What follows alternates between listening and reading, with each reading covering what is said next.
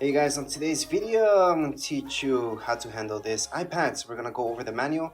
This is the manual, not the setup video. So this will show you exactly how to manage your iPad, what to do in it, what everything does, and all the basics. Anyways, let's just get started. We should take a look at your calendar. This is different than reminders. This is where you guys can go on and put in any major alarms that are going to repeat themselves throughout your calendar year, such as birthdays and all that stuff. To add anything like that, see this plus sign? That's where you're gonna go.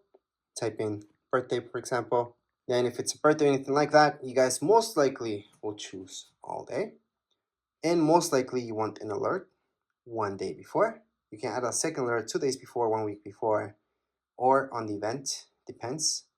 Add it, and it's being added. So that's how you guys can add any events to your calendars. You guys can also take these away just by holding on to it, delete, and it's been deleted from your calendar. So that's how you guys can delete or add anything to your calendar. And last but not least, to search for any apps, besides going all the way here and just looking at them, you guys can tap here and search for a specific app, such as books. So there you go, there's books, gonna find that. So that's for specifically for apps. And if you guys want to add any widgets to your screen, you guys can always just hold on. You guys are gonna see the plus sign on the top left hand side and add any widget you like. I'm just gonna do batteries for now. And there's my widget for batteries. That's if you guys want to bring back any widgets into your home screen. Or you guys can move this as well. So edit home and then just move this to your secondary screen. Doesn't have to be in your home screen. It can be here. So there you go. That's the difference. So you guys can have your widgets there as well.